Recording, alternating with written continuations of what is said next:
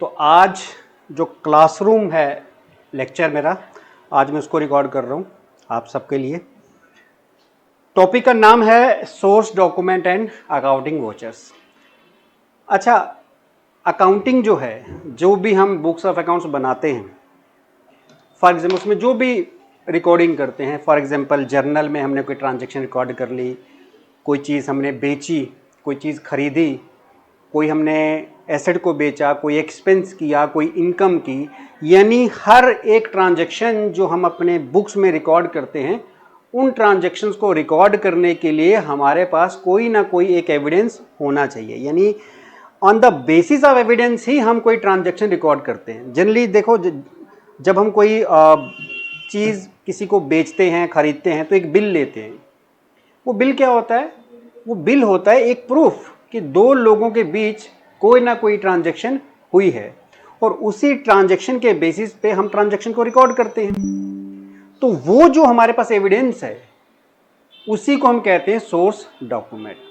यानी एक ऐसा डॉक्यूमेंट जिसके बेसिस पर हमें बिजनेस के अंदर अपनी ट्रांजैक्शन को रिकॉर्ड करना है। तो इसके दो पार्ट हैं बेसिकली, एक है सोर्स डॉक्यूमेंट, एक है अकाउंटिंग वोचर। अगर हम सोर्स डॉक्यूमेंट की बात करें तो ये एक एविडेंस है कि दो लोगों के बीच ट्रांजैक्शन हुई, और अगर हम अकाउंटिंग वोचर्स की बात करें तो on the basis of source document किस अकाउंट को हमें डेबिट करना है और किस अकाउंट को हमें क्रेडिट करना है, ये हम सोर्स डॉक्यूमेंट से पता लगाते हैं। और on the basis of accounting vouchers हम अपनी बुक में ट्रांजैक्शन को डेबिट या फिर क्रेडिट करते हैं। ठीक है। अच्छा, अब अगर बात करें सोर्स डॉक्यूमेंट में, अलग अलग तरह के सोर्स डॉक्यूमेंट हैं। जैसे सबसे पहला है कैश मेमो। हम बहुत ज्यादा लंबी चौड़ी डेफिनेशन पे नहीं जाने वाले, सिंपल शब्दों में बात करेंगे। क्या है कैश मेमो? अगर मैं बोलूं कि जब हम कोई गुड्स कैश में बेचेंगे, किसी से पैसा लेके सामान देंगे, तो बदले में जो एक डॉक्यूमेंट हम उसको इशू करेंगे, उसको हम कैश मेमो कहते हैं। यानी इशूड फॉर, कैश मेमो किसके लिए इशू किया जाता है?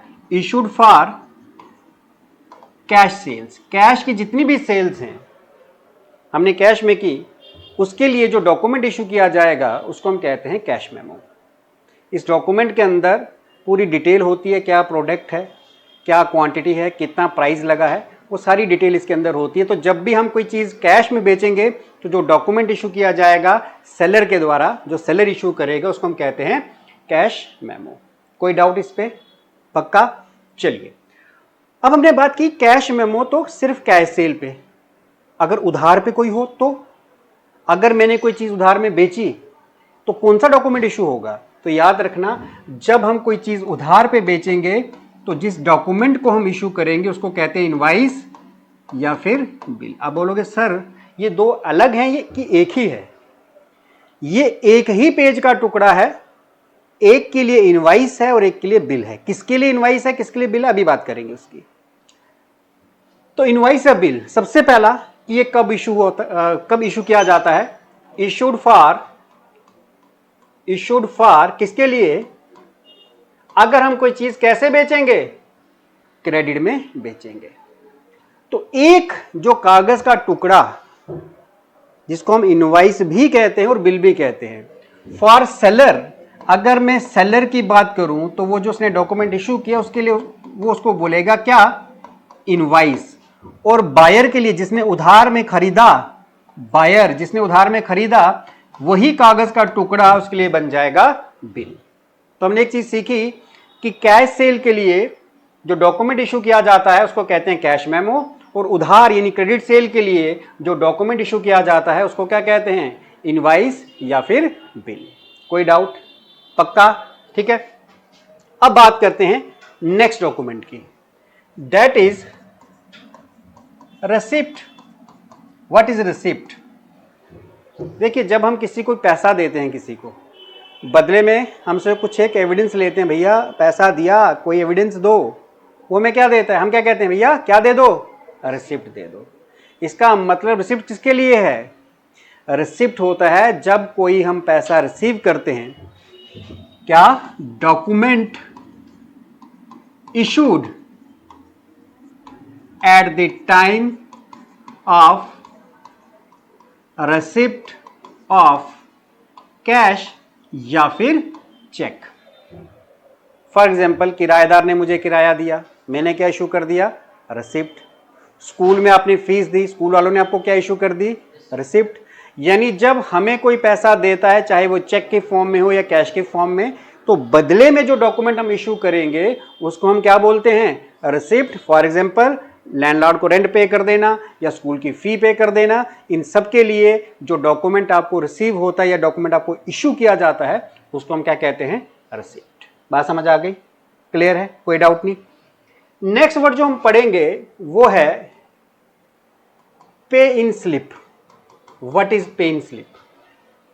पे इन, पे करना। कभी आप लोग बैंक गए हो? पैसा जमा करवाया कभी? तो पैसा बैंक आपसे कैश नहीं लेता, कैश तो लेता ही है, ऐसा नहीं कि कैश नहीं लेता, सिर्फ सीधा कैश नहीं लेगा, आपको एक फॉर्म फिल करके देना पड़ेगा।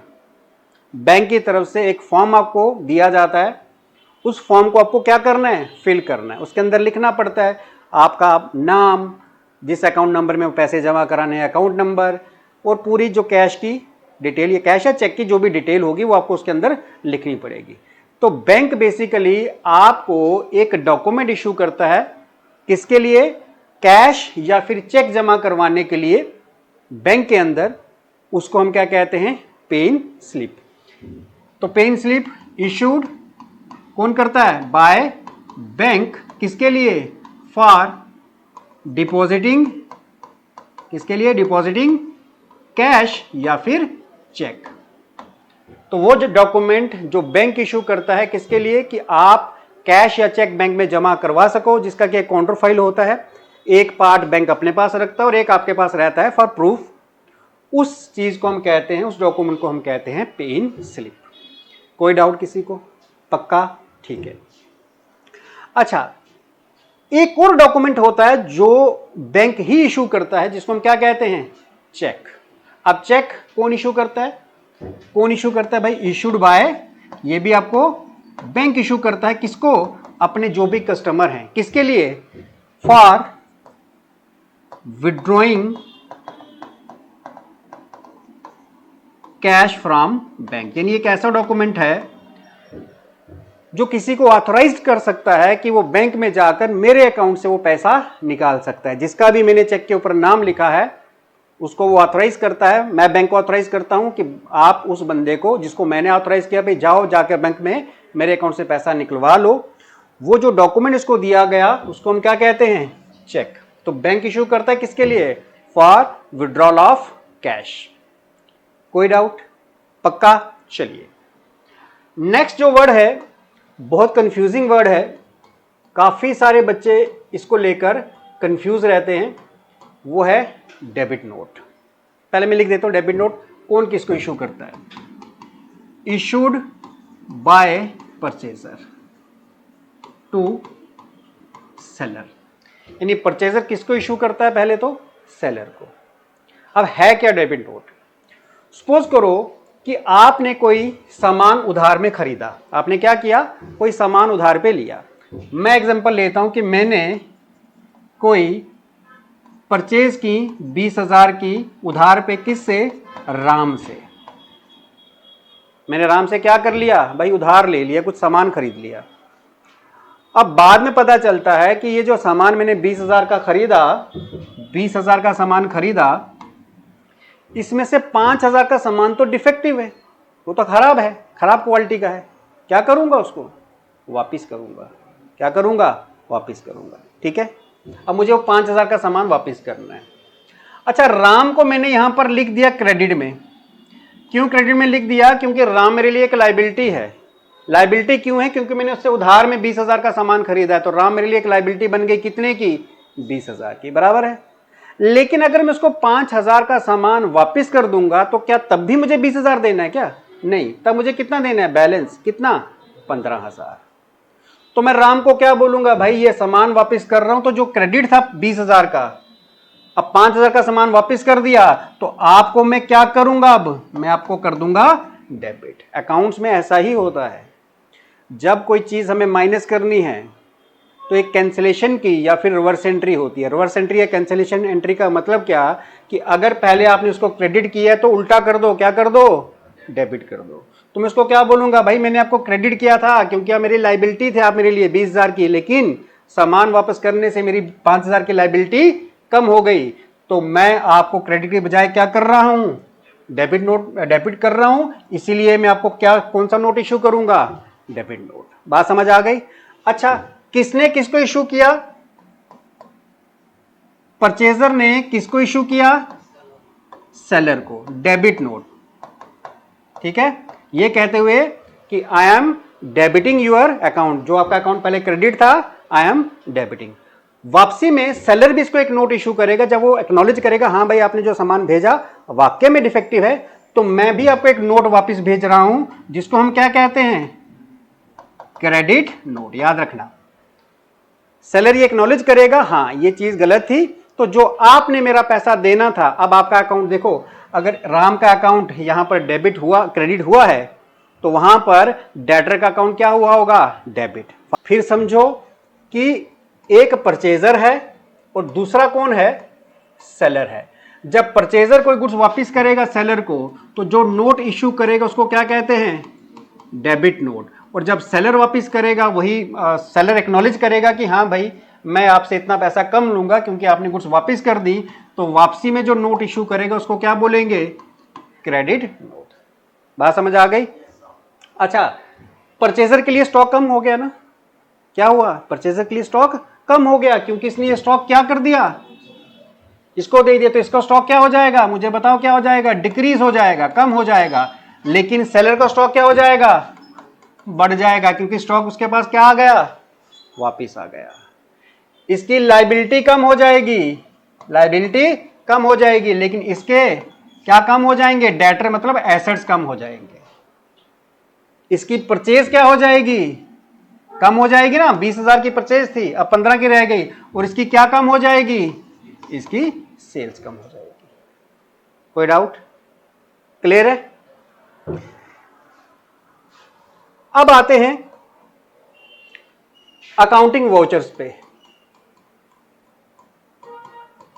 क्या है अकाउंटिंग वोचर्स, सबसे पहले देखो, सबसे पहले हमने क्या बनाया, हमारा सबसे पहला काम था सोर्स डॉक्यूमेंट बनाना, जो कि एक एविडेंस का काम करता है कि दो लोगों के बीच कोई ट्रांजैक्शन हुई। On the basis of source document हम क्या बनाते हैं, अकाउंटिंग वोचर्स। क्या बनाते हैं, accounting vouchers. On the basis of accounting vouchers हमारी क्या बनती हैं, जर्नल एंट्रीज, या भी आप पढ़ोगे, और जर्नल एंट्रीज के बेसिस पे हमारी लेजर बनती है, देन ट्रायल बैलेंस बनता है। ये प्रोसेस है इसका पूरा, ये इसका पूरा क्या है, प्रोसेस है। सबसे पहले सोर्स डॉक्यूमेंट, एविडेंस, एविडेंस के बेस पे किस अकाउंट को डेबिट क्रेडिट करना है, वो किस में जाता है, अकाउंटिंग वोचर्स में। और अकाउंटिंग वोचर के बाद journal entries, ledger and trial balance, ये तो बात की बात है, ठीक है। अच्छा, जो अकाउंटिंग वोचर्स की बात कर रहा था मैं, अकाउंटिंग वोचर्स यानी जो हमारी अकाउंटिंग में काम आएंगे। बेसिकली दो तरह के वोचर्स हैं अकाउंटिंग वोचर, एक होता है कैश वोचर्स और दूसरे होते हैं नॉन कैश वोचर। दो तरह के वोचर, कैश वोचर और नॉन कैश। किसका जिक्र हो रहा है, कैश का। किसका जिक्र हो रहा है, नॉन कैश, यानी यहां पर कैश की कोई भी इन्वॉल्वमेंट नहीं, और यहां पर सिर्फ कैश की इन्वॉल्वमेंट है। अब कैश की इन्वॉल्वमेंट क्या होगी, कैश दो ही तरीके हैं कैश के, या तो कैश आता है या तो कैश जाता है, बराबर है। तो कैश वोचर फर्दर डिवाइडेड हो जाता है दो वोचर्स के अंदर। एक होता है डेबिट वोचर, याद रखना डेबिट नोट नहीं है ये, डेबिट वोचर है। बच्चे बड़े कंफ्यूज होते हैं, डेबिट वोचर और डेबिट नोट एक ही चीज है, नहीं, दोनों अलग हैं। एक होता है क्रेडिट वोचर। डेबिट वोचर जो होता है ये होता है कैश पेमेंट के लिए। किसके लिए होता है, जब हम पेमेंट के लिए, फॉर एग्जांपल के तौर पर अगर मैं बोलूं, कोई रेंट पेड है, कोई सैलरी पे है कैश में, परचेज गुड्स फॉर कैश, ठीक है। तो जब भी हम कोई पेमेंट करते हैं, चाहे वो हम रेंट दे रहे हैं, सैलरी दे रहे हैं, गुड्स परचेज कर रहे हैं, परचेज ऑफ फिक्स एसेट्स कह सकते हैं, तो क्योंकि इन सब में हम कैश का यूज कर रहे हैं, कैश का इस्तेमाल कर रहे हैं, तो जो वोचर हम इशू करेंगे उसको हम क्या बोलेंगे, डेबिट वोचर। तो डेबिट वोचर किसके लिए इशू होता है, कैश की पेमेंट के लिए, बराबर है। तो क्रेडिट वोचर किसके लिए होता है, ये होता है कैश की किसके लिए, रिसिप्ट के लिए। फॉर एग्जांपल अगर मैं कहूं सोल्ड गुड्स फॉर कैश, मैंने कैश में गुड्स बेची, या रिसीव्ड कमीशन में, मुझे कमीशन कैश में मिली, या sold fix assets for cash, मैंने फिक्स एसेट्स बेचे, कैसे बेचे, कैश में। तो आपने देखा इन सब में मेरे पास क्या आ रहा है, कैश आ रहा है। तो इसके लिए मैं कौन सा वोचर इशू करूंगा, क्रेडिट वोचर। बात क्लियर है। अब आते हैं नॉन कैश वोचर, या फिर इनको हम ट्रांसफर वोचर भी कहते हैं। क्या कहते हैं, ट्रांसफर वोचर। तो ये नॉन कैश ट्रांजैक्शन के लिए है, मतलब जिसमें कैश का आना जाना नहीं है। फॉर एग्जांपल अगर हमने किसी एसेट पर डेप्रिसिएशन लगा दी, यानी किसी एसेट की वैल्यू कम हुई, तो क्या हमसे कोई कैश आया या गया, answer is no. Provision for bad debts कि इतना पैसा हमारा डूब सकता है, उसके चांसेस हैं, पैसा आया गया नहीं। क्रेडिट परचेज अगर हमने की, उधार में खरीदा, तो क्या कैश की इन्वॉल्वमेंट है, नहीं। क्रेडिट सेल के लिए है, नहीं। तो ऐसों के लिए जहां पर कि कैश की इन्वॉल्वमेंट नहीं है, नॉन कैश हैं, और ज्यादातर इंटरनल ट्रांजैक्शन के लिए, बिजनेस के अंदर की जो ट्रांजैक्शंस होती हैं उनके लिए यूज किया जाता है, ज्यादातर बिजनेस के अंदर की ट्रांजैक्शन के लिए। जैसे मैंने कहा डेप्रिसिएशन हो गया, प्रोविजन फॉर बैड डेट्स हो गया, ये सब के लिए। तो उसके लिए हम कौन सा वोचर यूज करेंगे, that is called non cash या फिर ट्रांसफर वोचर। कोई डाउट, एक बार रिपीट कर ले। चलो, तो हमने क्या पढ़ा,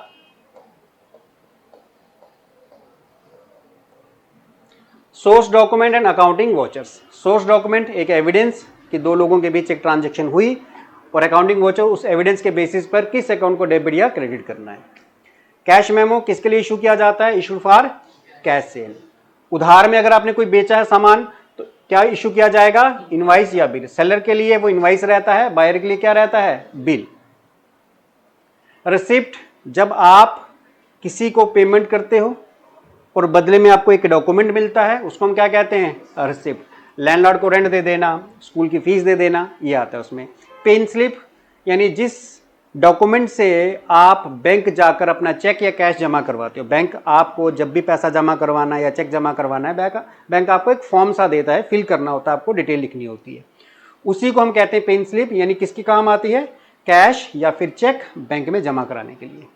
चेक ये भी बैंक इशू करता है, लेकिन ये पैसा निकालने के काम आता है, ठीक है। नेक्स्ट, डेबिट नोट कौन इशू करता है, मैंने कहा डेबिट नोट हमेशा कौन इशू करेगा, परचेजर। किसको, सेलर को। और वापसी में सेलर जो इशू करेगा उसको हम क्या बोलते हैं, क्रेडिट नोट। डेबिट नोट से हमें यह पता चलता है कि सेलर का अमाउंट को हमने क्या कर दिया, डेबिट कर दिया, और वो वापसी में जो क्रेडिट नोट इशू करेगा, जिसको एक्नॉलेज करेगा कि हाँ भाई आपका भी जो डेटर मेरे थे या जो आपने मेरा पैसा देना था, मैं भी उसको कम कर रहा हूं। तो एक की लायबिलिटी कम होती है और एक के डेटर यानी एसेट्स कम होते हैं।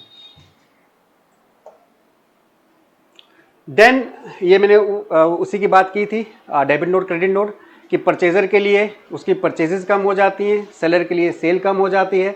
परचेजर के लिए उसका स्टॉक कम हो जाता है, लेकिन सेलर के लिए उसका क्योंकि स्टॉक वापस आ गया तो वो इंक्रीज हो जाता है। इसमें परचेज रिटर्न बढ़ जाती हैं, इसमें क्या बढ़ जाती है, सेल्स रिटर्न बढ़ जाती है। तो ये है डेबिट नोट और क्रेडिट नोट। उसके बाद हमने बात की अकाउंटिंग वोचर्स। इन सोर्स डॉक्यूमेंट के बेसिस पर हम वोचर्स बनाते हैं, अकाउंटिंग वोचर्स। किस अकाउंट को डेबिट करना है, किस अकाउंट को क्रेडिट करना है। तो ये प्रोसेस है, सबसे पहले सोर्स डॉक्यूमेंट बनता है, देन किस अकाउंट को डेबिट क्रेडिट करना है वो बनते हैं accounting vouchers, then journal entries बनती हैं, ledger, trial balance and so on. उसके बाद अकाउंटिंग वोचर्स दो तरह के, कैश और नॉन कैश। कैश वोचर्स वो हो गए जिसके अंदर कैश की इन्वॉल्वमेंट है, फर्दर दो हिस्सों में डिवाइडेड, डेबिट और क्रेडिट। डेबिट वोचर कौन से हैं, जो पेमेंट के लिए, कैश की पेमेंट के काम आते हैं, रेंट पे कर दिया, गुड्स कैश में खरीदी, फिक्स एसेट कैश में खरीदे। और क्रेडिट वोचर किसके लिए, कैश रिसिप्ट के लिए। फॉर एग्जांपल गुड्स हमने कैश में बेची या कमीशन मिली या फिक्स एसेट को कैश में बेचा। और जिसमें कैश की इन्वॉल्वमेंट नहीं है वो कौन से वोचर है, नॉन कैश और transfer voucher. For example depreciation हो गई, प्रोविजन फॉर डाउटफुल डेट्स हो गए, क्रेडिट परचेज हो गई, क्रेडिट सेल हो गई। तो ये सब किस वोचर के थ्रू होते हैं, नॉन कैश वोचर के थ्रू। आई होप ये आपको क्लियर है। तो ये आपका एक टॉपिक था, छोटा सा topic, theoretical point of view से इंपॉर्टेंट है, एमसीक्यूज कर सकते हो। बाकी इसके बाद हम अपना टॉपिक जो है कल करेंगे, ठीक है।